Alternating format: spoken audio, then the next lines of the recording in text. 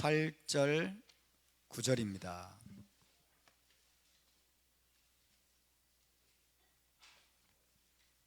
계시록 1장 8절 9절 두 절만 다 같이 봉독합니다. 시작. 주 하나님이 이르시되 나는 알파 오메가라. 이제도 있고 전에도 있었고 장차 올 자요 전능한 자라 하시더라.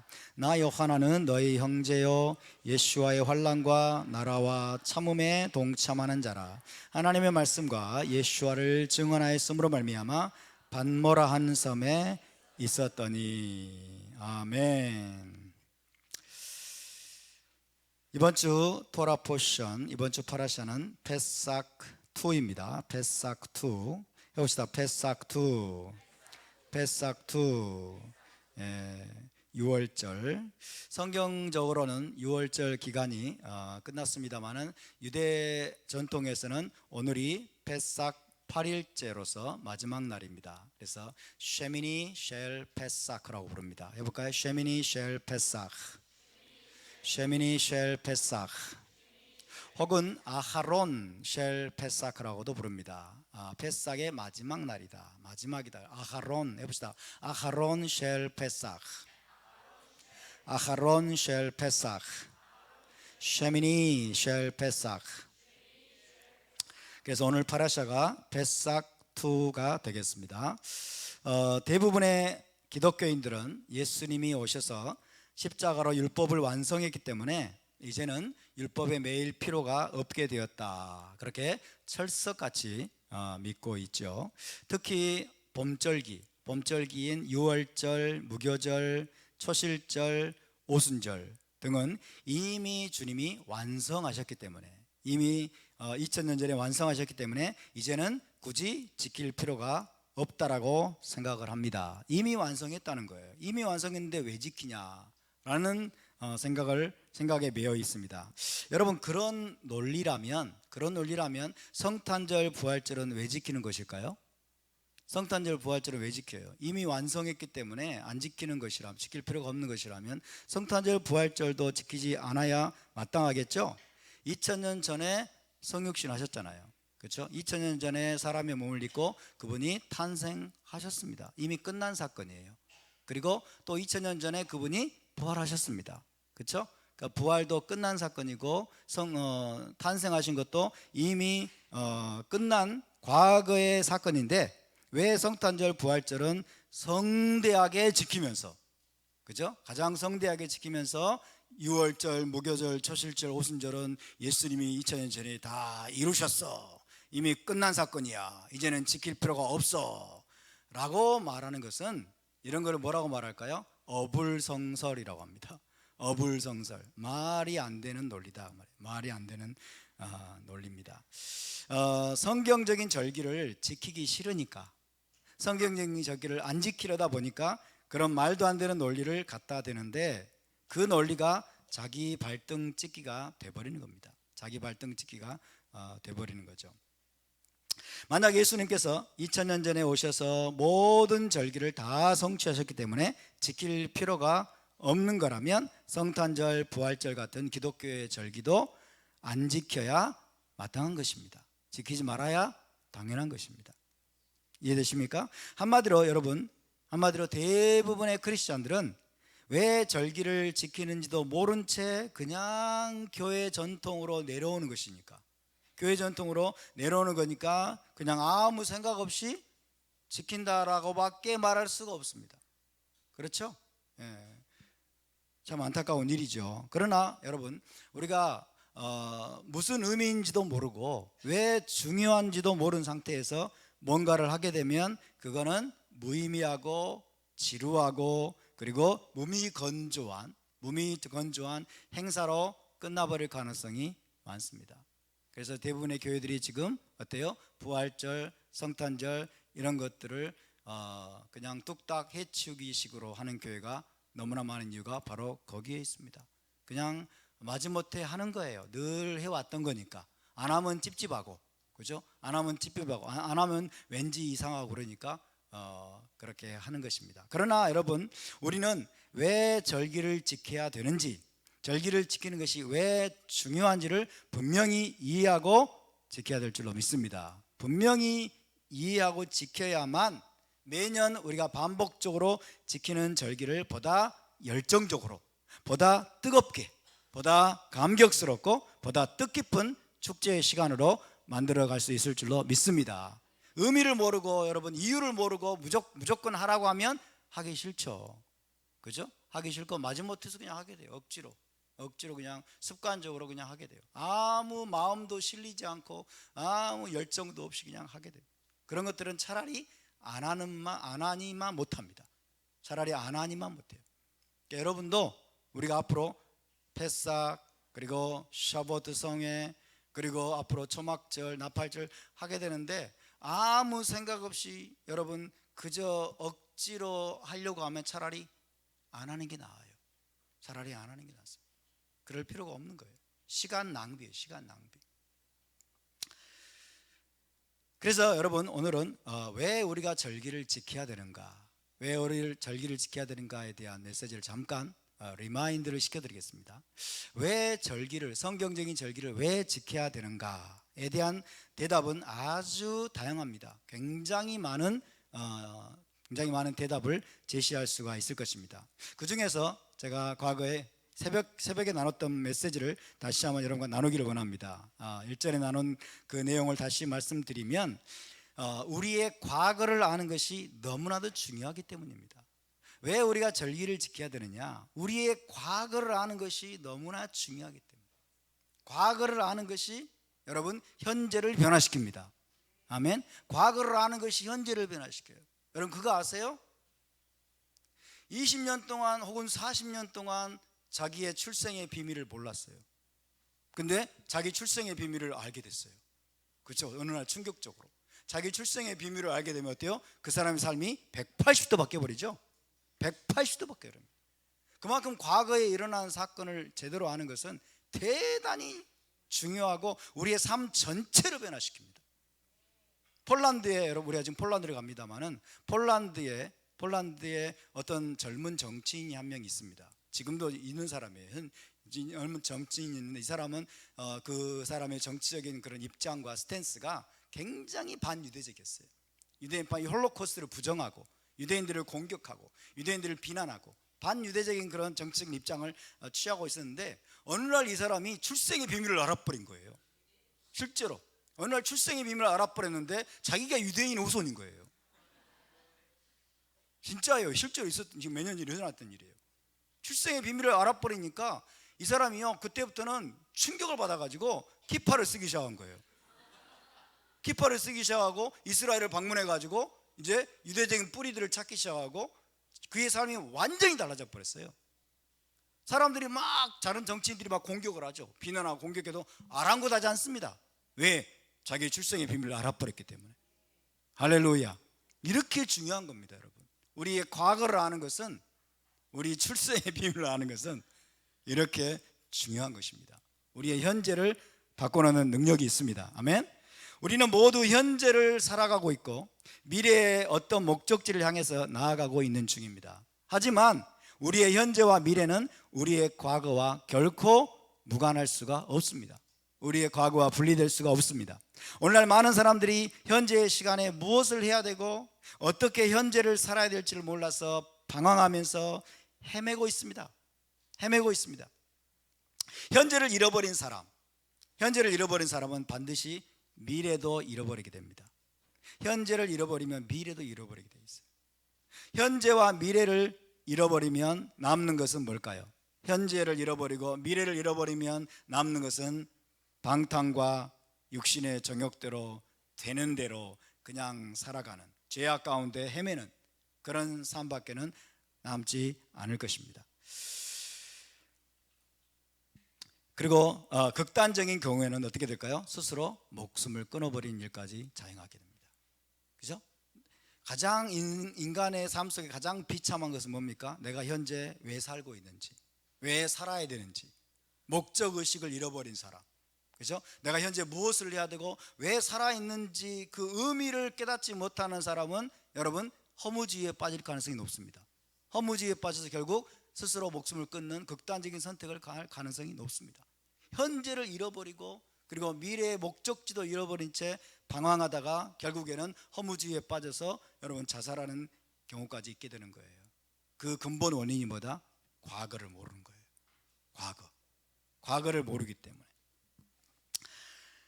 이런 비극의 주인공이 되지 않으려면 우리는 반드시 우리의 과거를 잘 알아야 될 줄로 믿습니다. 우리의 기원을 알아야 된다 그 말입니다. 우리의 기원을 알아야 된다. 내가 어디에서 왔고 내가 어디에 속해 있고 어떤 과정과 사건들을 통해서 현재 내가 존재하게 되었는지를 우리가 알아야 됩니다.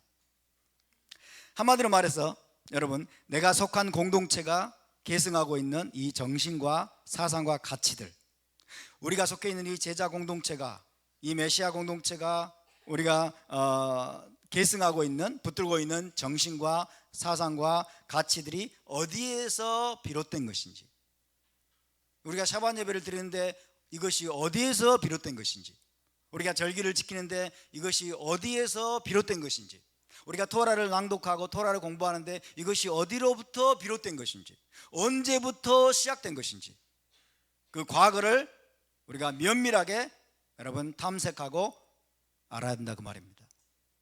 아멘입니까? 우리의 과거를 바로하는 것이 현재를 살아가는 데 필요한 강력한 동력을 제공합니다. 할렐루야. 과거를 바로하는 것이 현재를 살아가는 데 필요한 강력한 동력을 제공합니다. 그래서 우리의 현재에 강력한 의미를 부여하는 것이 우리의 과거다라는 것입니다.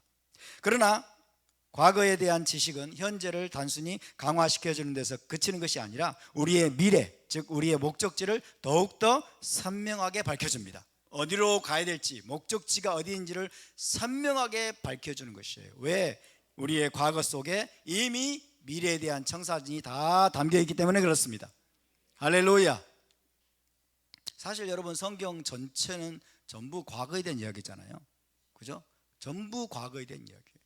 전부 과거에 대한 이야기 속에서 하나님은 여러분 오늘을 살아갈 수 있는 동력을 얻고 힘을 얻고 에너지를 얻고, 그리고 오늘 어떻게 살아야 될지를 우리가 발견할 뿐만 아니라 우리의 궁극적인 목적지를 정확하게 초점을 맞추고 나아갈 수 있는 방법을 그 속에 다 계시해 두신 것입니다.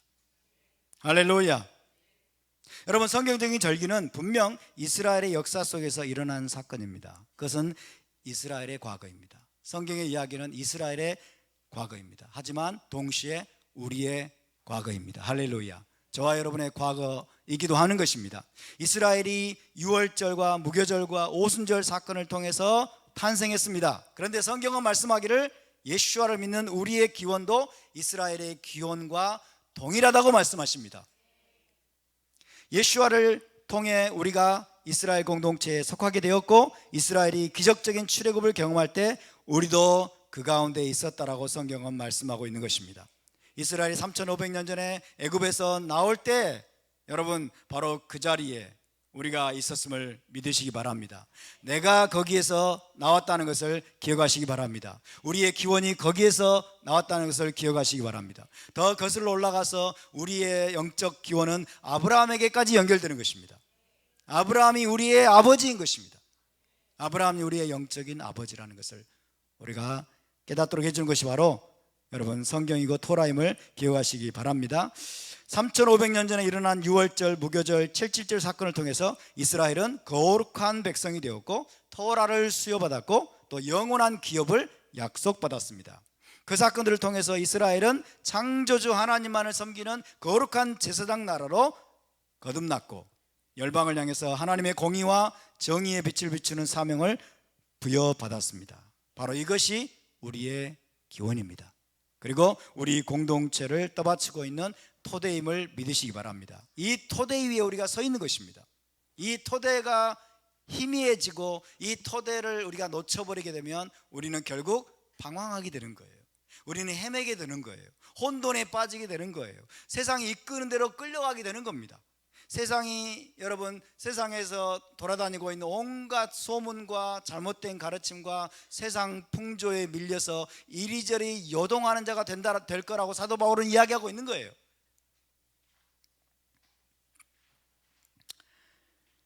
그래서 해마다 돌아오는 절기는 너무나도 중요합니다. 해마다 돌아오는 이 절기, 여러분 6월절의 절기가 돌아올 때, 샤브오트의 절기가 돌아올 때, 나팔절과 대속절, 초막절의 절기가 돌아올 때 우리는 과거로 다시 돌아갑니다. 우리는 과거를 더욱더 튼튼히 하고 과거의 토대를 튼튼히 함으로써 현재를 살아갈 수 있는 힘과 동력과 에너지를 얻고, 그럼으로써 우리가 어디로 가고 있는지, 무엇을 해야 되는지, 어떻게 살아야 되는지, 우리의 목적지가 어디인지를 분명히 하고 미래로 힘차게 달려갈 수 있는, 여러분 새로운 원기를 얻게 되는 그런 시간임을 기억하시기 바랍니다. 할렐루야. 과거를 잃어버리면 현재를 잃어버리게 됩니다.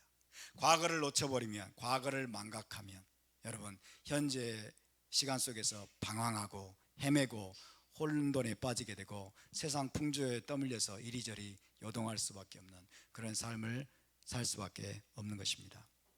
대한민국이 왜 이렇게 혼돈에 빠져 있습니까? 과거를 잃어버렸기 때문에 그렇습니다. 대한민국의 기원, 대한민국이 어디에서 나왔는지, 대한민국을 떠받치고 있는 토대가 뭔지, 여러분 이 기원을 잃어버린 거예요. 이 기원을 망각해버린 거예요. 이승만 대통령, 박정희 대통령, 자유민주주의, 그리고 선교사들이 대한민국에 와서 전해준 기독교 복음, 기독교의 메시지, 자유인의 공화국으로 1948년에 대한민국이 세워졌다는 이 놀라운 사실, 출생의 비밀, 이 출생의 비밀을 대부분의 국민들이 망각해버린 겁니다. 이 출생의 비밀이 혹시라도 여러분 밝혀질까봐 좌파들은 여러분 이것을 계속해서 가리려고 난리들을 치고 있죠. 임시정부 100주년 뭐 기념한다고 하면서 여러 사람의 사진을 막 걸개 그림을 그려놓는데 이승만만 빠져 있어요. 이승만만. 미니스톱이라는 곳 편의점에서 무슨 무슨 김밥 햄 도시락을 판매하는데 이승만 도시락이 있다고 난리를 쳤대요. 이승만 도시락이 있다고 난리들을 쳐가지고 마녀사냥을 하고. 왜? 출생의 비밀을 숨기려고. 출생의 비밀만 국민들에게서 여러분 숨길 수 있다면 그들을 자기들의 꼭두각시로, 자기들의 괴뢰로 부릴 수가 있거든요. 여러분 이것이 과거를 아는 것의 중요함입니다. 과거를 아는 것에, 여러분의 과거를 아십니까? 여러분의 기원을 아십니까? 여러분이 어디에서 나왔는지 알고 계십니까? 여러분이 어디에 속해 있는지를 알고 계십니까? 우리가 3500년 전 애굽에서 여러분 나올 때 이스라엘과 함께 나와서 시내산에서 우리가 이스라엘 나라로 탄생한 그 거룩한 제사장 나라의 후손으로 오늘 이 자리에 앉아 있다는 것을 여러분 알고 계십니까? 그것을 분명히 붙들고 계십니까? 이것을 왜 해마다 반복해야 됩니까? 해마다 반복할 때 우리는 망각하지 않을 수 있게 되는 거예요. 그 기억들이 새록새록 기억나게 만드는 기억장치와 같은 것이 바로 절기입니다. 할렐루야. 절대로 우리는 잊어서는 안 됩니다. 하나님은 잊지 말라라고 그래서 말씀하시는 거예요. 잊지 말라. 애굽에서 종되었던 것을 잊지 말아라. 과거의 시간 속에서 애굽에서 종노릇 하던 것조차도 잊지 말라고 말씀하는 거예요. 즐거웠던 기억만이 아니라 종노릇 했던 것조차도 잊지 말라는 거예요. 그럴 때 우리가 어떻게 살아야 될지를, 오늘을 어떻게 살아야 될지를 알게 된다는 것입니다. 대한민국이 여러분 일본의 식민지로 35년간 살았던 그 치욕의 역사도 잊지 말아야 돼요. 아멘. 그것을 그대로 우리가 인정해야 됩니다. 그래야 제대로 된 여러분 우리가 교훈을 얻을 수가 있게 되는 겁니다.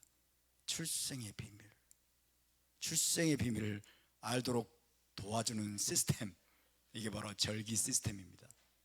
여러분 그래서 이 절기 안에서 우리의 과거와 현재와 미래가 하나가 됩니다. 아멘. 우리의 과거와 현재와 미래는 따로 떨어져 있지 않습니다. 따로 분리될 수 없습니다. 여러분 우리는 과거를 잘 알아야 될 줄로 믿습니다. 아멘. 이런 절기를 주신 하나님을 찬양합니다.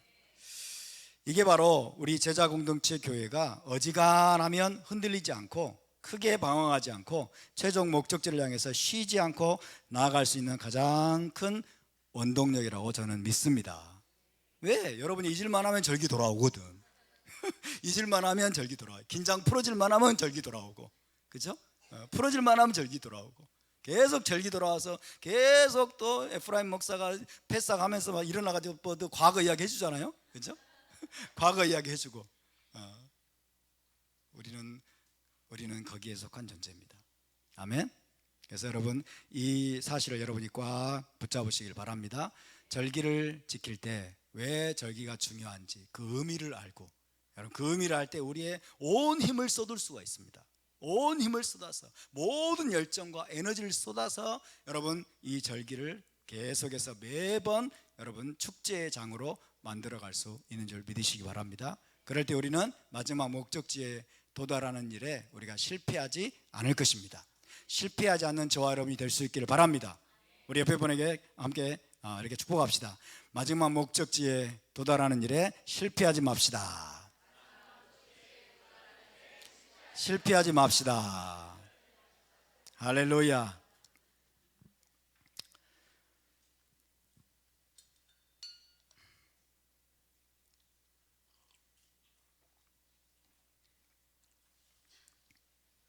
자, 이제 오늘은 계시록 29강을 나눌 차례입니다. 계시록 29강 대단하지 않습니까? 1장 절반도 안 했는데 벌써 29강이라니. 아마 다른 분들 같으면 계시록 다 끝났을 텐데 29강 정도면 이 히브리 관점으로 이거를 나누기 때문에 이게 가능한 것입니다. 저도 이럴 줄은 몰랐습니다. 제 실력이 아닙니다. 하나님이 지금 인도하고 계십니다. 아멘. 먼저 1장 8절을 함께 읽어보겠습니다. 1장 8절 시작. 주 하나님이 이르시되 나는 알파와 오메가라. 이제도 있고 전에도 있었고 장차 올 자요 전능한 자라 하시더라. 아멘. 8절 말씀, 이 8절 말씀은 계시록에 기록된 모든 계시의 근원 되신 분, 근원이신 분이 누구인가를 밝히고 있습니다. 자, 다시 말하면 인간 저자는 요한이지만 진짜 저자께서 지금 말씀하고 계시는 거예요.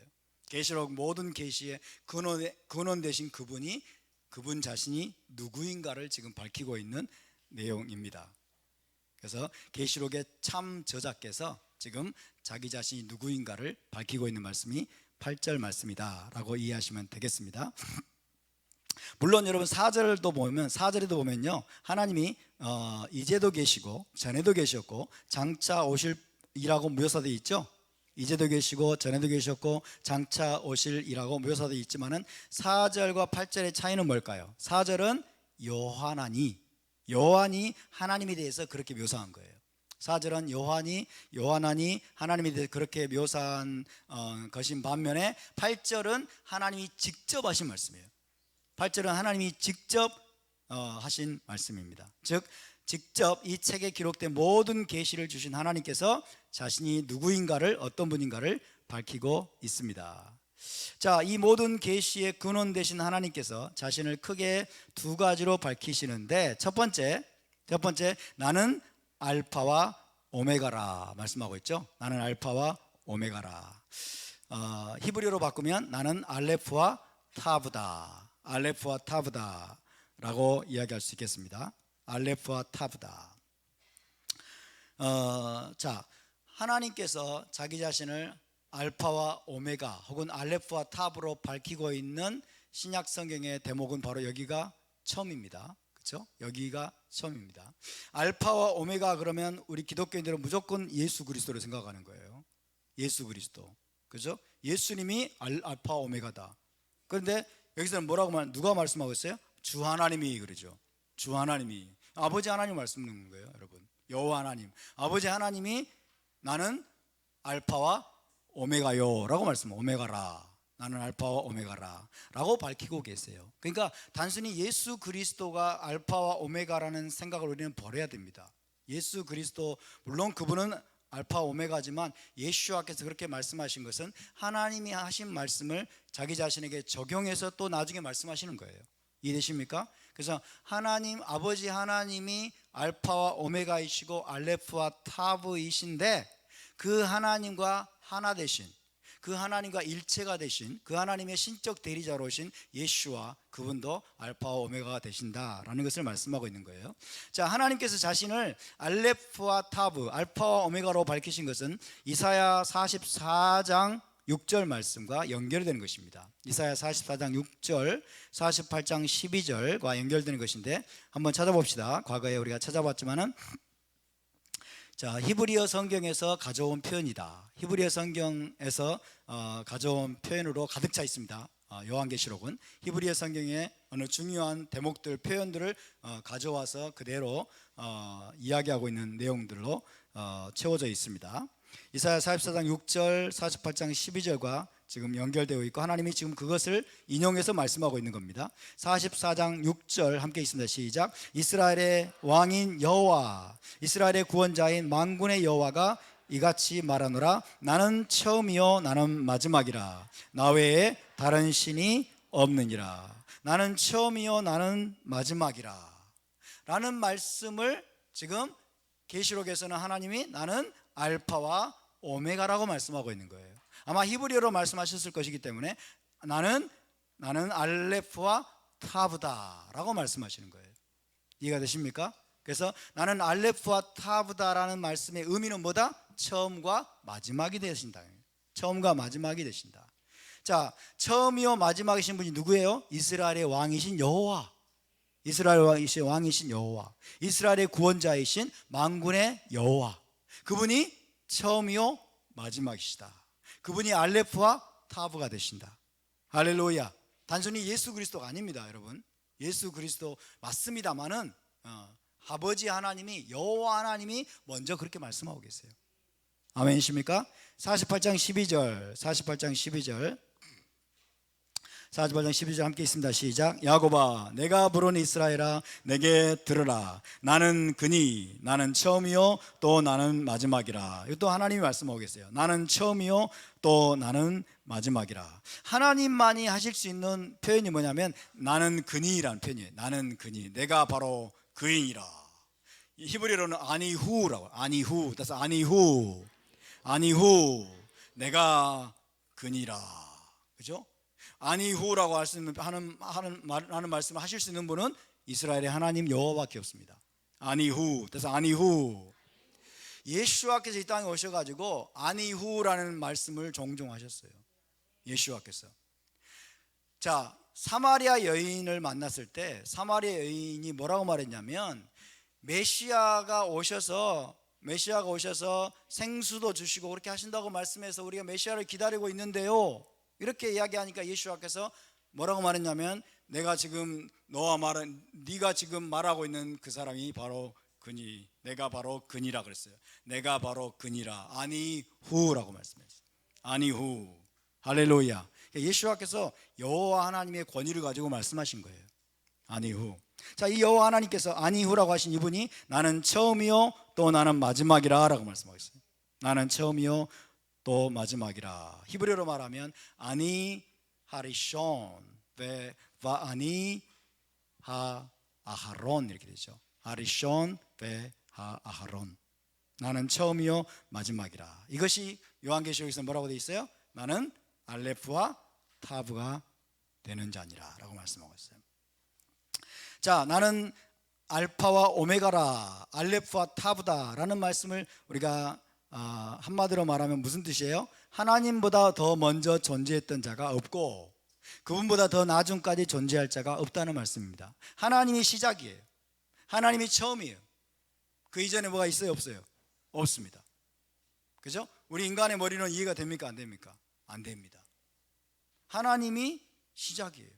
하나님이 리션이에요. 하나님이 마지막이에요. 그 이후에 또 다른 존재가 있어요? 없어요? 없습니다. 하나님이 마지막이에요. 하나님이. 그럼 그 하나님이 죽지 않은 영원한 분이라면 처음도 없고 마지막도 없는 거예요, 사실은.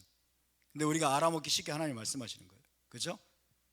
하나님보다 더 먼저 계신 존재는 없고 하나님보다 더 먼저 존재하는 존재는 없고 하나님보다 더 나중까지 존재하는 자는 없다는 뜻입니다. 아멘. 나는 처음이요 마지막이라. 나는 알파와 오메가라. 하나님 그분이 모든 것을 시작하셨다. 모든 것을 시작하시고 모든 것을 완성하시는 분이 하나님이시다. 하나님이 모든 것을 시작하셨어요. 그리고 모든 것을 완성하신 분이십니다. 또한 역사의 시작과 중간과 마지막을 붙들고 계시는 분이시다. 역사의 시작과 중간과 마지막을 붙들고 계시는 분이시고, 그분을 벗어나거나 그분보다 더 뛰어난 존재는 이 세상의 우주 가운데 어떤 존재도 존재하지 않는다라는 말씀이기도 합니다. 아멘입니까? 두 번째로 하나님께서 자신을 이제도 있고 전에도 있었고 장차 올 자요 전능한 자로 밝히신 것은 어디와 연결될까요? 타나크에서 이제도 있고 전에도 있었고 장차 올 자요 장차 올 전능한 자라 라고 밝히신 것은 타나크의 어떤 말씀과 연결되는 것일까요? 출애굽기 3장 14절에서 하나님께서 모세에게 자기 이름을 계시하셨는데, 뭐 어떤 이름으로 계시하셨어요? 어떤 이름으로? 에흐예 아쉐르 에흐예. 이 정도는 이제 아셔야죠. 해봅시다. 에흐예 아쉐르 에흐예. 나는 스스로 있는 자니라 라는 번역은 너무나 부족한 번역이에요. 모세에게 하나님이 나타나셔서 나는 에흐예 아쉐르 에흐예 라고 말씀하셨어요. 에흐예 아쉐르 에흐예. 하야 동사예요. 하야 동사. 하야가 있다, 존재하다 이런 뜻이죠. 그죠? 근데 에흐예라고 하면 1인칭 미완료가 됩니다. 에흐예 아쉐르 에흐예 아쉐르 에흐예. 그래서 굳이 번역을 해보면, 영어로 번역하면 I will be 이렇게 돼요. I will be that I will be 이렇게 되죠. 이게 하나님의 이름이에요, 여러분. 하나님의 이름은 문장입니다. 문장. 하나님의 이름이 문장이에요. 문장. 에흐예 아쉐르 에흐예. 해봅시다. 에흐예 아쉐르 에흐예. 에흐예 아쉐르 에흐예. 자, 이 말씀을 생각나게 만드는 말씀이에요. 하나님이 지금 1장 8절에서 나는 전에도 있었고 이제도 있고 전에도 있었고 장차 올 자요 전능한 자라 라고 말씀하시는 이 모세에게 하나님이 자신을 계시하신 이 말씀을 생각나게 만드는, 이 말씀과 연결되는 그런 말씀입니다. 자, 에흐예 아쉐르 에흐예, 이거를 줄이면 에흐예입니다. 줄이면 에흐예죠. 그래서 에흐예가 너를 보냈다고 하라 하나님 말씀하죠. 에흐예가 너를 보냈다고 하라 이렇게 말씀합니다. 자, 이 말씀은 어떤 뜻이냐면 해석하기가 참 어렵습니다만은 이 말씀은 과거로부터 움직이셨고 지금도 움직이고 계시며 장래에도 움직이시는 분, 끊임없이 움직이시는 분, 끊임없이 중단 없이, 그죠? 끊임없이 과거에도 움직이셨고 지금도 움직이고 계시며 장래에도 끊임없이 움직이시는 하나님, 그분의 목적을 위해서 끊임없이 움직이시는 하나님. 다시 말하면 영원 전부터 끊임없이 움직이시고 쉬지 않으시는 전능자, 영원 전부터 끊임없이 움직이시면서 쉬지 않으시는 전능자라는 의미로 이해할 수가 있습니다. 이것을 유대인들은 어떻게 이해한다고 그랬죠? 이 표현을 유대인들은 전에도 계셨고 지금도 계시며 장차 오실 분, 그렇게 이해한다고 그랬죠. 그래서 베하야, 그 다음에 베하호베, 그 다음에 베야보. 베하야, 베호베, 하하야. 처음에 하하야, 베호베, 베야보. 하하야 전에도 계셨고 베호베 지금도 계시며 베야보 장차 오실 분, 그죠? 전에도 과거에도 일하셨어요. 과거에도 움직이셨어요. 영원 전부터 움직이셨어요. 지금도 움직이고 계세요. 지금도 역사하고 계세요. 그리고 그분의 역사는 끝이 없습니다. 그분의 운동, 그분의 움직임, 그분의 활동은 끝이 없습니다. 장래에도 끊임없이 여러분 움직이시며 일하시며 활동하시는 분이 우리 하나님이십니다. 아멘. 그분은 생명으로 충만하신 분이기 때문에 생명으로 충만하신 분이기 때문에 그렇습니다. 그래서 하나님께서 8절에서 지금 나는 이제도 있고 전에도 있었고 장차 올 자요 전능한 자라 라고 말씀하고 있는 것은 바로 그런 의미라고 이야기할 수 있습니다. 한마디로 여러분, 지금 하나님께서 8절을 다시 보시면 뭐라고 자신을 소개하고 있냐면, 나는 알파와 오메가라, 나는 알레프와 타브라, 나는 처음과 마지막이라, 이제도 있고 전에도 있었고 장차 올 자요 전능한 자라 라고 말씀하시는 것은 하나님께서 역사의 과거와 현재와 미래를 완벽히 컨트롤하시는 전능하신 분이다 라는 것을 밝히고 있는 겁니다. 아멘. 역사의 과거와 현재와 미래를 완벽하게 그분이 컨트롤하고 계신다. 나보다 뛰어난 자는 없다. 나보다 높은 자는 없다. 나를 벗어날 자는 없다. 다 내 손안에 있다. 하나님 그렇게 말씀하고 있는 거예요. 왜 근데 하나님 이렇게 말씀하실까요? 7 교회를 생각하세요. 로마 제국의 핍박, 극심한 핍박과 고난 가운데 시달리는 여러분 7 메시아닉 공동체에게 이것보다 더 큰 위안이 있겠습니까? 그들에게는 무엇이 필요합니까? 계시록을 통해서 주시는 하나님의 계시와 명령에 이제 순종해야 돼요. 그리고 인내해야 돼요. 그 고난들을 다 이겨내야 됩니다. 그 고난들을 이기면서 인내하면서 믿음의 선한 싸움을 싸워야 되기 때문에 하나님에 대한 확신이 필요한 겁니다.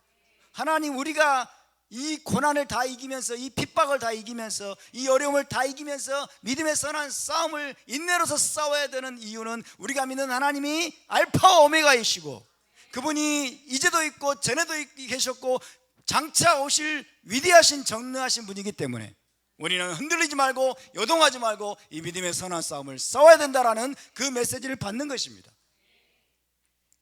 계시록의 저자가 바로 이분이십니다. 계시록에 주신 모든 계시의 근원이신 우리 하나님이 바로 그런 분이십니다. 우리 하나님은 처음과 마지막이 되십니다. 우리 하나님은 알레프와 타브가 되십니다. 우리 하나님은 전에도 계셨고 지금도 계시고 장차 오실 전능하신 하나님이십니다.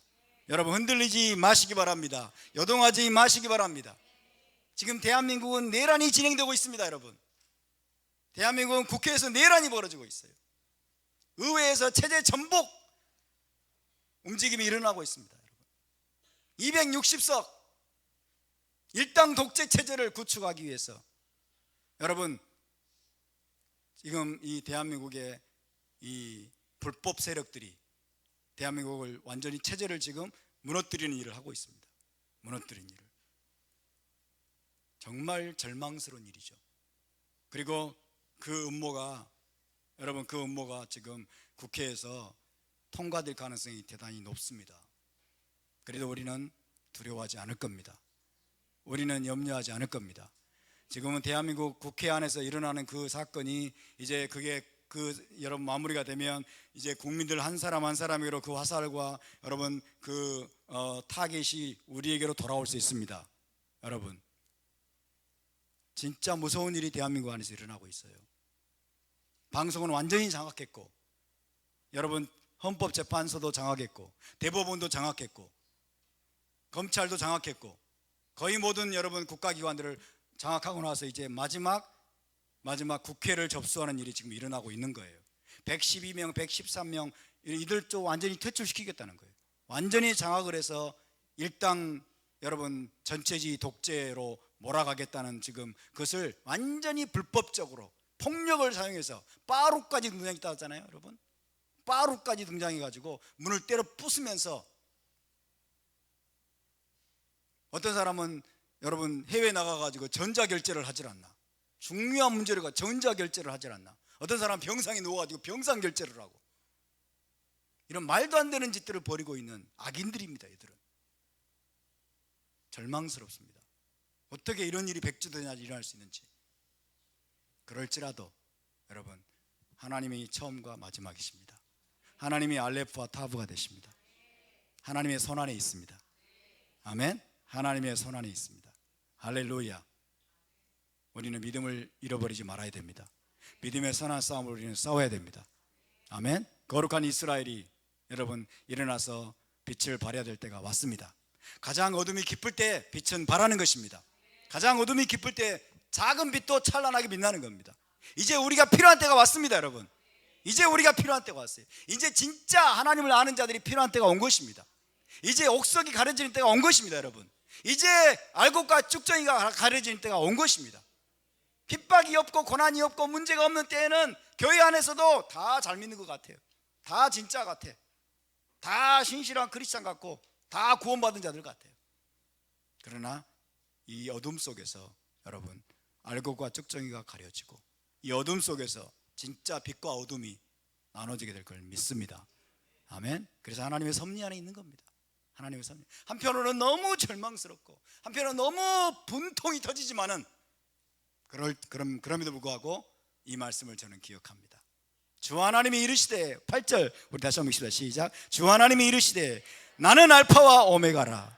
이제도 있고 전에도 있었고 장차 올 자요 전능한 자라 하시더라. 그러므로 너희는 두려워하지 말라. 계시록에서 하나님 밝히고 있는 적그리스도 짐승 두려워하지 말라. 음녀를 두려워하지 말라. 할렐루야. 이런 메시지를 하나님이 지금 주고 계신다고 믿습니다. 다음으로 9절을 읽어보겠습니다. 9절 시작. 나 요하나는 너희 형제요 예수와의 환난과 나라와 참음에 동참하는 자라. 하나님의 말씀과 예수와를 증언하였으므로 말미암아 반모라 하는 섬에 있었더니. 계시록 1장은 계시록의 저자가 요한이라고 혹은 요하나니라고 3번씩이나 밝히고 있습니다. 3번. 1절 읽습니다. 시작. 예수와 마시아 그의 계시라. 이는 하나님이 그에게 주사 반드시 속히 일어날 일들을 그 종들에게 보이시려고 그의 천사를 그 종 누구에게? 요한에게 보내어 알게 하신 것이라. 또 어디 있을까요? 2절은 번역자가 지 마음대로 집어넣은 거예요. 원문에는 없습니다. 2절은 그는 이렇게 번역을 해야 돼요. 그러니까 2절에 요한은 빼세요. 개역개정에서. 4절 시작.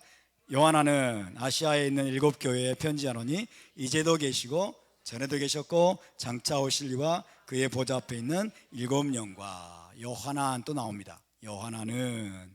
그 다음에 9절입니다. 시작. 나 요한아는 너희 형제요 예수와의 환난과 나라와 참음에 동참하는 자라. 하나님의 말씀과 예수와를 증언하였으므로 말미암아 반모라 하는 섬에 있었더니. 그래서 계시록 1장에서 이 계시록의 저자가 누구다? 요한아니다. 요한아니다 라고 밝히는 구절이 3번 나옵니다. 아시겠죠? 3번 사도 요한아니 이 글을 쓰고 있다고 밝히고 있습니다. 일전에 여러분에게 계시록이 어떤 문학이라고 말씀드렸습니까? 묵시문학이라고 말씀드린 거 기억나십니까? 계시록은 묵시문학이다. 묵시문학을 어파칼립틱 리터러처라고 합니다.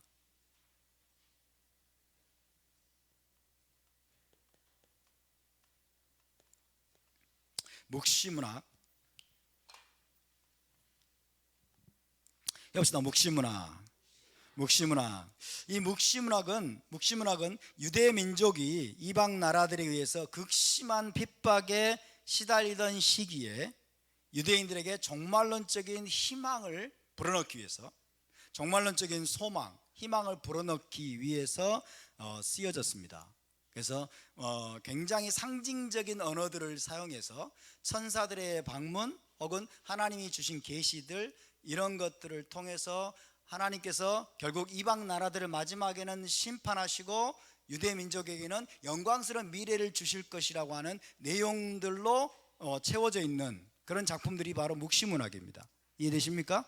언제 터져 나왔냐면 유대 민족이 이방 나라들의 압제에 시달리던 때에 본물 터지듯이 이 묵시문학이 쓰여지게 되었어요.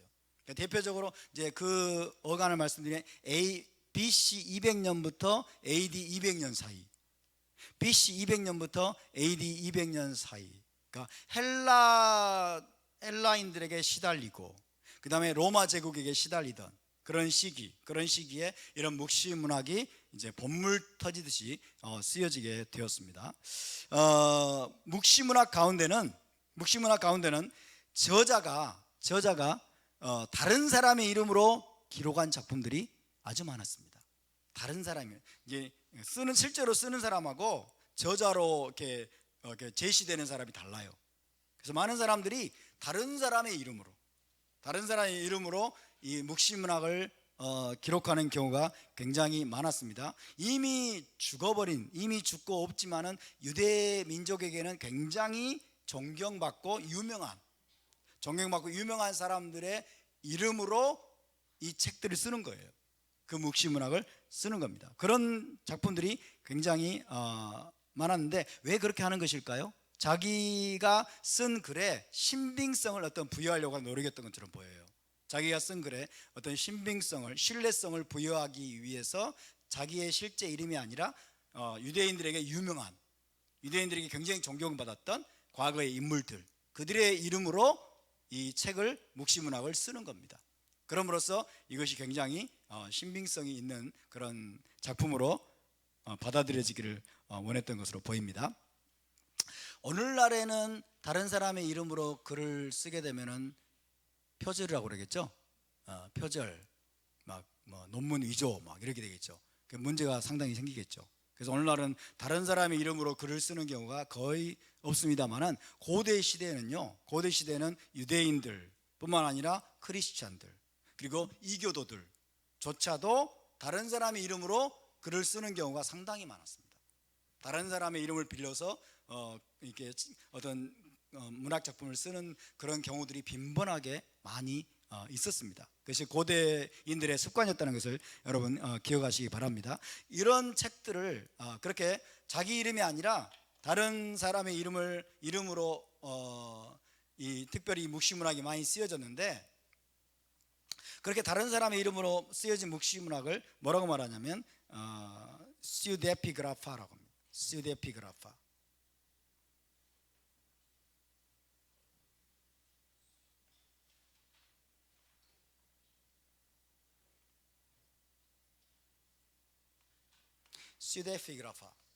스유데피그라파는 우리말로 옮겨본다면 위경이라고. 위경. 그러니까 진짜 저자가 아니라 잘못된 저자의 이름이 붙여져 있는 가짜 저자의 이름으로 기록된 책들, 문학 작품들, 그런 묵시문학들, 스유데피그라파, 위경이라고. 위경. 해봅시다. 스유데피그라파. 영어로 스유데피그라파라고 하고 우리말로는 위경이라고 합니다. 여러분, 우리 기독교 개신교는 정경이 몇 권입니까? 66권이죠. 66권.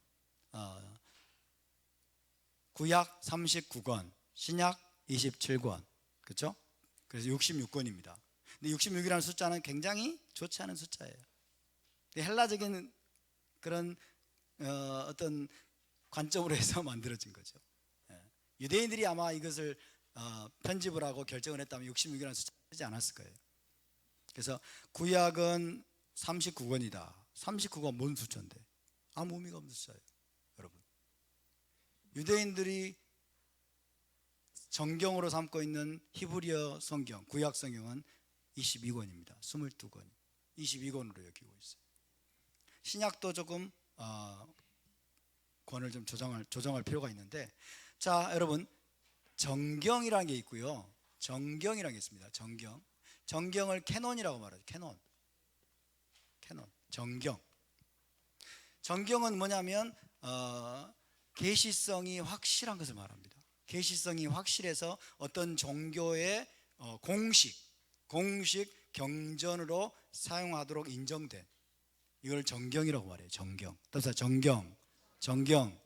개신교의 정경은 지금 66권으로 알려져 있습니다. 66권. 구약 39권, 신약 27권 해서 66권으로 66권의 책들만 개신교는 정경으로 인정을 하죠. 그 외의 책들은 인정하지 않습니다. 그 외의 책들은 정경으로 인정하지 않지만은 로만 카톨릭은 66권의 정경 외에 뭐가 있냐면 외경이 있어요. 외경은 아포크리파라고 합니다. 아포크리파.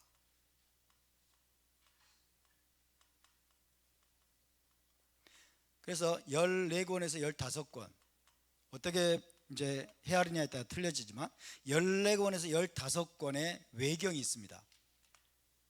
정경 이외에 로만 가톨릭은 이 외경을 인정합니다.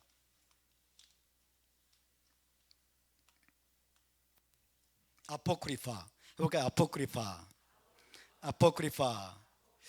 그러면 외경은 도대체 어디서 온 거냐? 외경, 가톨릭이 지금 가톨릭의 그 성경책에는 외경이 붙어 있어요. 외경이 붙어 있는데 이 외경은 어디에서 온 거냐? 외경을 사용하니까 이거 다 잘못된 것이냐? 꼭 그렇게만은 말할 수가 없어요. 어떻게 보느냐에 따라 달라집니다. 자, 이 외경은 어떤 거냐면요, 히브리어 성경에는 포함되지 않습니다. 히브리어 성경, 그러니까 유대인들이 사용하는 히브리어 성경에는 포함되어 있지 않는데 뭘까요? 히브리어 성경을 헬라어로 옮겨놓은 것을 뭐라고 말하죠? 헬라어로 번역한 걸 뭐라고 하죠? 70인역. 70인역을 좀 더 유식한 말로 셉투아진트. 그 정도는 또 아셔야죠. 뭐 낯선 것처럼 그렇게 들으세요. 예? 셉투아진트 정도는 이제 여러분이 아셔야 됩니다. 셉투아진트. 따라서 셉투아진트. 70인역이에요. 70인역. 히브리어 성경을 BC 한 250년경에 헬라어로 번역하는 방대한 작업을 했습니다. 그 이집트의 알렉산드리아에서 70명의 히브리어 학자들을 통해서 이 헬라어로 번역하는 방대한 작업을 했는데, 히브리어 성경에는 포함되어 있지 않는데 이 셉투아진트는 포함되어 있는 거예요. 셉투아진트는 포함되어 있는 것이 바로 외경입니다. 셉투아진트. 그러니까 외경이 전적으로 잘못됐다, 혹은 외경도 받아들여야 된다, 이 둘 사이에서 개신교는 NO, 가톨릭은 YES 한 거예요. 가톨릭은 YES 한 거예요.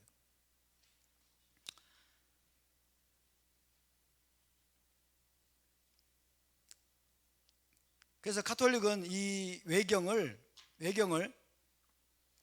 제2정경으로 부른다고 합니다. 제2정경.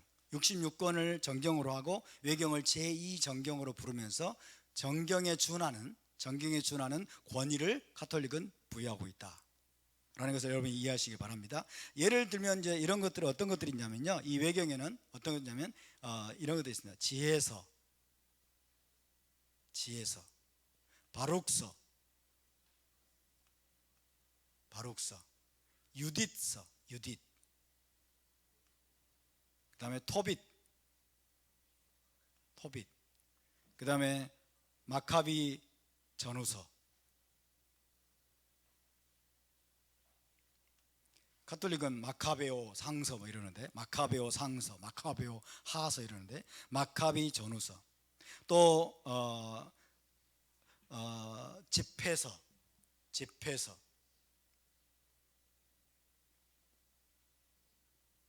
예레미야의 편지,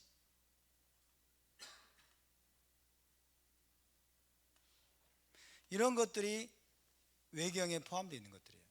근데 이게 70인역에는 포함되어 있다는 겁니다. 히브리어 성경을 헬라어로 번역한 70인 셉투아진트에는 이것들이 포함되어 있기 때문에 가톨릭은 그걸 그대로 받아들인 거예요. 그건 받아들인 겁니다. 근데 히브리어 성경에는 빠져 있어요. 히브리어 성경에는. 여러분은 어떤 걸 선택하시겠습니까? 외경을 받아들이는 게 좋을까요? 아니면 거부하는 게 좋을까요? 우리 개신교는 외경을 정경으로 인정하지 않습니다. 중요한 문학작품으로서의 가치는 인정을 하는데 정경으로는 개신교는 이걸 인정하지 않습니다. 왜 그럴까요? 그 이유를 몇 가지 말씀드리면, 첫 번째로 히브리어 성경의 정경성. 자, 히브리어 성경의 정경을 결정한 회의가 얌니아 회의입니다. 얌니아 회의. 유대 랍비들이 모여서 AD 90년경에 얌니아라는 곳에 모여서 히브리어 성경의 정경, 어떤 것이 정경이냐를 결정하는 회의가 열렸는데 그게 얌니아 회의예요. 거기에서 유대인들이 인정하지 않았다는 거예요. 유대 랍비들이 이걸 정경에서 뺐습니다. 외경을. 이해되시죠? 그 전통을 기독교가 받아들인 거예요. 개신교가. 그래서 이걸 정경에서 받아들이지 않고, 또 한 가지 중요한 이유는 뭐냐면, 이 외경에 나오는 이야기들이 정경에 나오는 이야기들과 충돌하는 것이 상당히 많습니다. 정경에 나오는 이야기들과 모순되고 충돌하는 것들이 꽤 있어요. 그래서 이거는 계시성이 떨어진다고 본 거예요. 계시성, 권위가 떨어진다. 그래서 정경으로 인정하기는 어렵다라고 판결을 내린 겁니다. 그렇기 때문에 문학 작품으로서의 가치는 우리가 인정을 하지만은 정경에는 포함될 수 없고, 그러면 뭐 하는 거예요? 참고로 보는 겁니다. 참고로. 예를 들어 에녹서 같은 것도 있죠. 에녹서도 묵시문학입니다. 에녹서도 그래서 뭐 이제 배제가 되고, 그리고 그 성경에 나오는 또 책들이 있어요. 야살의 책, 우리 권사님이 읽으셨다고 하는 야살의 책, 이런 것도 정경에 안 들어가 있죠. 근데 거기에는 중요한 내용들이 있어요. 그래서 그 내용들을 보면서 우리가 또 연구를 하고 참고할 수는 있습니다. 그렇지만 그걸 액면 그대로 믿을 수 없죠. 액면 그대로 믿을 수는 없는, 이것이 바로 외경들이다 하는 것을 기억하시기 바라고요. 그런데 이 정경과 외경 외에 아까 말씀드린 위경이라는 게 있어요. 위경. 저자의 이름이 진짜예요, 가짜예요? 저자 이름이 가짜예요. 저자 이름이 가짜니까 외경보다도 계시성이 떨어진다라고 얘기하는 겁니다. 그렇죠? 그러니까 계시성이 가장 높은 게, 확실한 게 정경이고, 좀 떨어진 게 외경이고, 가장 떨어진 게 위경이다. 위경. 책의 실제 기록자가 다른 유명한 사람의 이름으로 쓴 책입니다. 그래서 그 계시성이나 권위에 있어서 외경보다도 더 신뢰성이 낮은 책들을 말합니다. BC, 아까 말씀드린 대로 BC 200년에서 AD 200년경에 쓰여진 수많은 유대 외경들이 있습니다. 수많은 유대 외경들, 외경들이 아니라 유대 위경들. 저자는 미상이에요. 원래 저자는 저자 미상이지만 고대 족장들 중에 한 사람, 고대 족장들 중 한 사람이나 혹은 선지자들 중에 한 사람이 마치 그 책을 기록한 형식으로 되어 있습니다. 그래서 그 책 속에 나오는 사상이나 아이디어들이 마치 족장들의 생각인 것처럼, 혹은 선지자들의 생각인 것처럼 받아들여지게 만드는 그런 효과를 노리고 있는 책들이죠. 그런 작품들의 예를 제가 한번 들어볼까요? 자, 첫 번째, 아브라함의 묵시록이 있습니다. 아브라함의 묵시록은 아브라함이 썼을까요? 아브라함이 쓴 것이 아닙니다. 근데 아브라함이 쓴 것처럼 그 이름을 붙인 거예요. 실제 내용도 아브라함이 쓴 것처럼 되어 있어요. 아담의 묵시록도 있습니다. 아니, 아담이 언제 묵시록을 쓰고 돌아가셨어?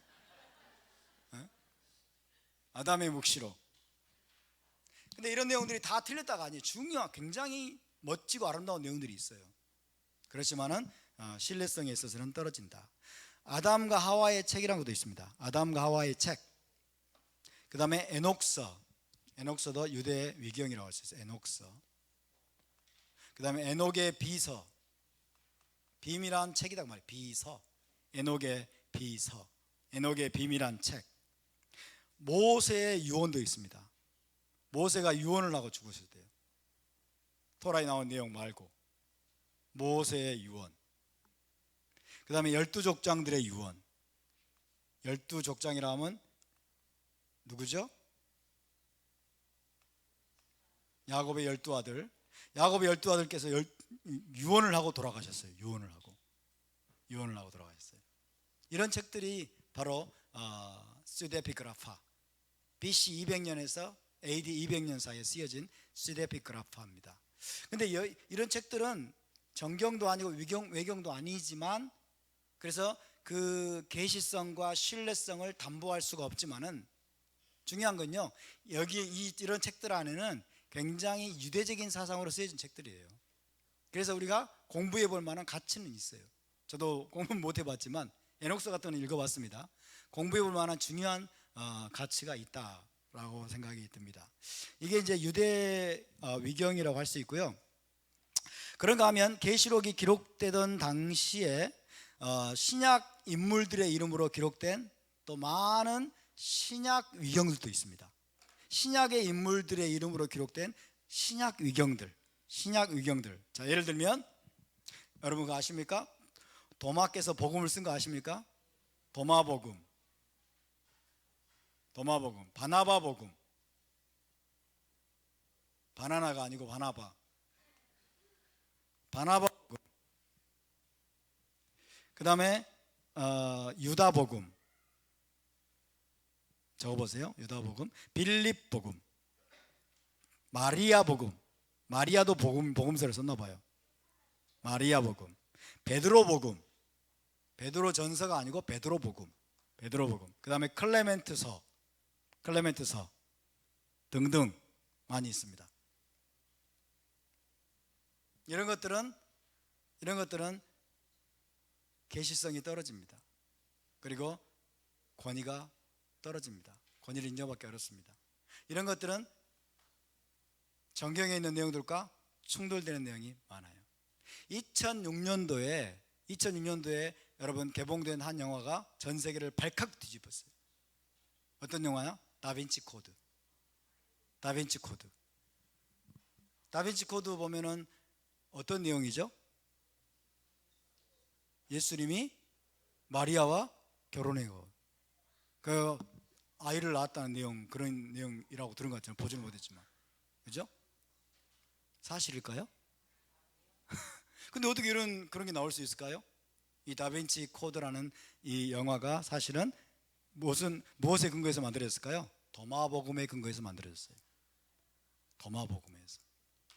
도마복음은 실제로 도마가 썼을까요? 아닐까요? 도마가 썼을 가능성이 대단히 낮습니다. 도마가 그렇게 바보가 아니에요. 우리 도마께서. 그러니까 위경입니다. 위경, 스데피그라파, 이런 위경, 도마의 이름을 빌어서 도마복음이라는 이름을 붙여놨는데 믿을 수 없는, 신뢰할 수 없는 내용들이 기록이 되어 있어요. 정경과 충돌하는 내용들이 기록되어 있어요. 근데 세상은 그거를 분별할 수 있는 눈이 없죠. 그러니까 그걸 보고 가져와 가지고 다빈치 코드라는 영화를 만들어 가지고 수많은 사람들을 또 미혹하는 거죠. 수많은 사람들을 미혹해서 잘못된 방향으로 끌고 간 그런 일이 있었습니다. 자, 제가 이런 것들을 말씀드리는 이유는 뭐냐면, 다른 묵시문학의 위경들은 저자도 믿을 수가 없고 계시성도 믿을 수가 없지만은 계시록은 그런 책들과는 다르다는 겁니다. 똑같은 공통점은 있습니다. 묵시문학입니다. 이런 책들과 공통적으로 계시록도 묵시문학인 것은 사실입니다. 묵시문학이라는 공통점은 가지고 있지만은 이런 책들은 저자도 믿을 수가 없고 계시성도 낮고 권위도 없지만은, 그러나 요한계시록은 여러분 실제로 요한이 기록했을까요? 아닐까요? 실제로 요한이 기록했다는 거예요. 제가 과거에 실제로 요한이 기록했다는 것을 말씀드렸죠? 예, 요한이 실제로 기록한 책이고, 다시 말하면 어떤 듣보잡이 요한의 이름을 빌어가지고 여러분 이 요한계시록을 쓴 것이 결코 아니라는 겁니다. 이해되십니까?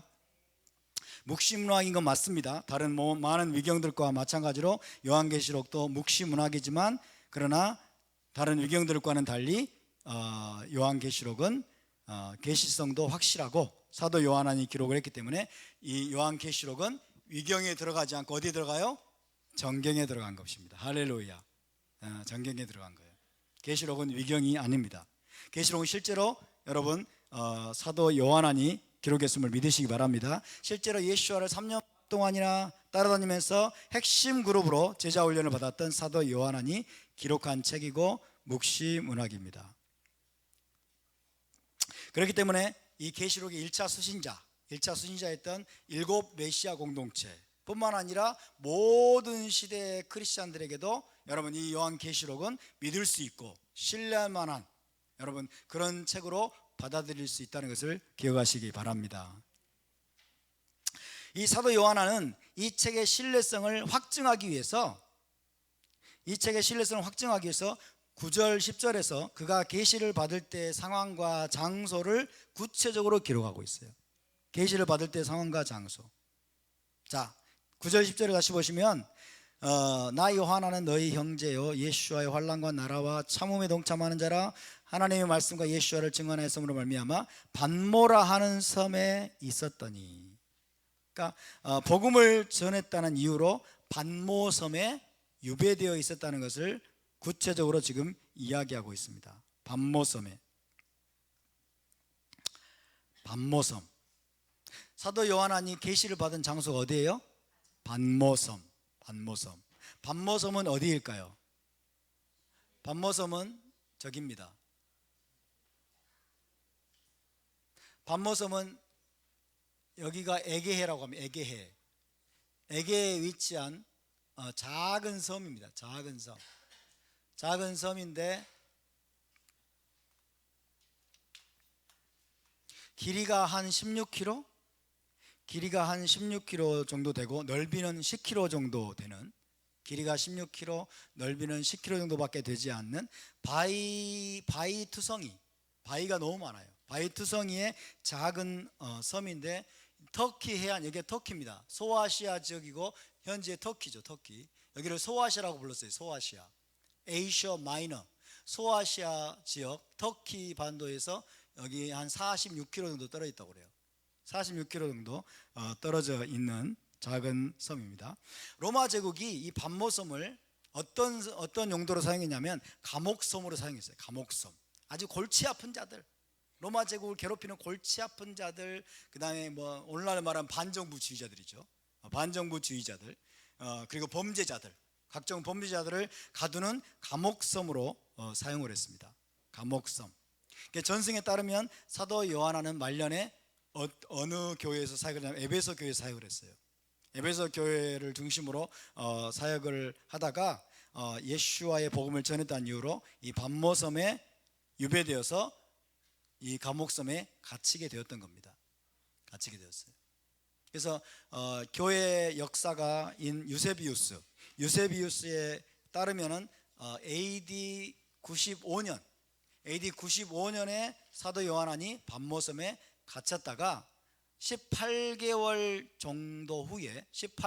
후에 풀려났다라고 되어 있습니다.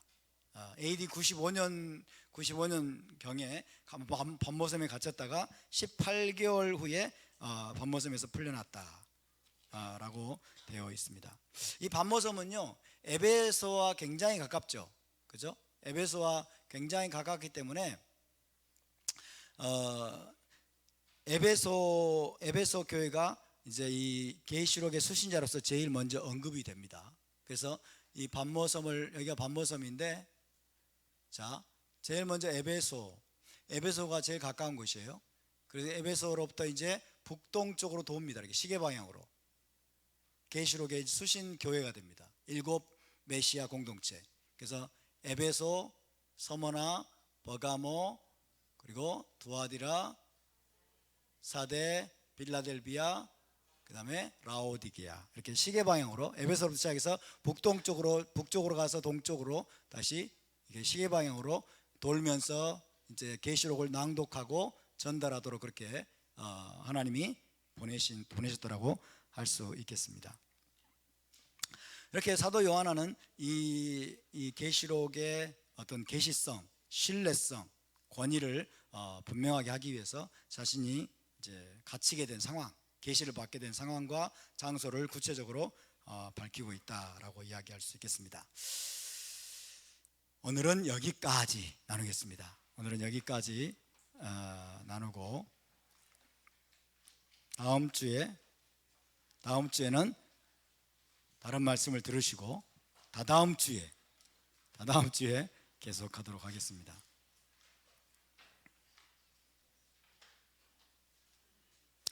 자, 우리 함께 일어나서 기도하겠습니다.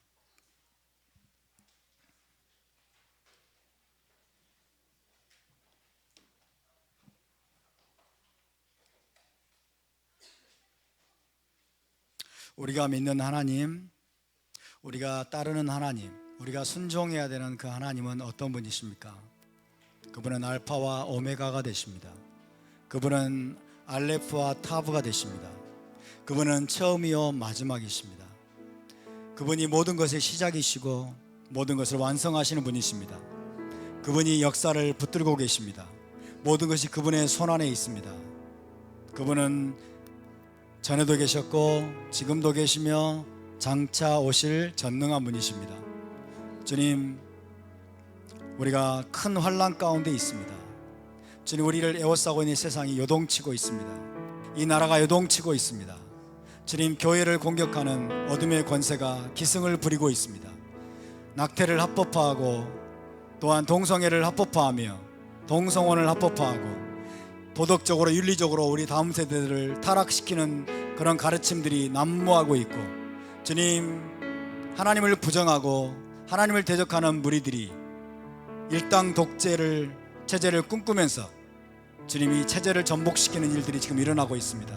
이승만 박정희 대통령을 통해서 기독교 선교사들을 통해서 주님 이 땅에 전해준 자유의 메시지, 자유의 복음이 주님 이제 위기에 처해 있습니다. 하나님, 그러나 우리가 두려워하지 않는 것은 우리가 믿는 하나님은 전능하신 분이기 때문입니다. 우리가 믿는 하나님이 역사를 붙들고 계시기 때문입니다. 이 모든 것들이 하나님의 섭리 가운데 있고 하나님이 시작이시고 하나님이 마지막이시기 때문입니다. 주님, 우리는 아무것도 두려워하지 아니하고 믿음의 선한 싸움을 싸우면서 끝까지 우리의 믿음의 경주를 완주하게 도와주시고, 지금이야말로 주님 세상의 빛으로 교회가 일어날 때인 줄로 믿습니다. 알고가 죽정이가 갈라지게 도와주시고 양과 염소가 갈라지게 도와주시고 빛과 어둠이 갈라지게 도와주시고 우리가 빛의 편에 서게 하시고 우리가 진리 편에 서게 도와주시고 하나님의 공의와 정의를 세상 가운데 선포하는 거룩한 제사장으로 일어나게 하여 주시옵소서. 우리 함께 동성으로 기도하겠습니다. 거룩하시고 자비로우신 하나님을 찬양합니다. 주님, 만물을 붙들고 계시는 전능하신 하나님을 송축합니다. 주님, 하나님이 주님 세상의 주관자이시고 알레프와 타브가 되시고 하나님이 알파와 오메가가 되시는 주님 위대하신 창조주가 되심을 우리는 고백합니다. 주님이 시작이시고 주님이 마지막이십니다. 주 하나님이 주님 만군의 여호와이시고 주 하나님이 주님 모든 것을 시작하셨고 모든 것을 완성해 가시는 분이심을 믿습니다. 역사의 시작과 중간과 마지막을 붙들고 계시는 그 하나님을 찬양합니다. 하나님 아버지, 우리가 두려워하지 아니하고 우리가 겁내지 아니하고 우리가 주님 비겁하게 도망치지 아니하고 우리가 뒤로 물러가지 아니하고 믿음의 선한 싸움을 더욱더 힘차게 싸워낼 수 있도록 우리에게 용기와 담대함을 주시고 믿음의 담대함을 우리 가운데 증가시켜 주시기를 원하나이다. 하나님 아버지여, 나는 부활이요 생명이라고 말씀하신 그 예수와께서 우리의 생명을 붙들고 계시고 메시아 공동체를 붙들고 계시고 우리를 돌보시는 쇼메르 이스라엘이시기 때문에 주님, 우리가 조금도 흔들리지 아니하고 주님 믿음의 선한 싸움을 싸우는 믿음의 전사들, 하나님 나라의 전사들로 하나님의 군대로 우리가 함께 일어나게 하여 주시옵소서. 계시록을 통해서 주께서 이미 이런 일들이 일어날 것이라고 주님께서 예언하셨습니다. 계시록의 계시를 통해서 이미 주님 짐승이 나타나고 적그리스도가 나타나고 주님 짐승과 적그리스도가 세상의 시스템을 주님 장악하고 믿는 자들을 핍박할 것이라고, 하나님의 신부를 괴롭히고 여자를 핍박할 것이라고 주께서 이미 가르쳐 주셨습니다. 하나님 아버지, 그러므로 우리는 흔들리지 아니하고 요동하지 아니하고 두려워하지 아니하고 뒤로 물러서지 아니할 것입니다. 하나님의 거룩한 군대로 우리가 일어나 주님 진리로 싸우고 공의와 정의로 싸우는 거룩한 백성 되게 하여 주시옵소서. 감사드립니다. 거룩하신 우리 주 예수와의 이름으로 기도하옵나이다. 아멘. 제사장의 축복 기도로 이스라엘을 축복하겠습니다. 야바레케카 아도나이 베이시메레카 야엘 아도나이 바나벨레카 비후네카 이사 아도나이 바나벨레카 베야셈 레카 샬롬. 여호와는 내게 복을 주시고 너를 지키시기를 원하며 여호와는 그의 얼굴을 내게 비추사 은혜 베푸시기를 원하며 여호와는 그 얼굴을 내게로 향하여 드사 평강 주시기를 원하노라. 베셈 예슈와 하마시아 사르 하샬롬.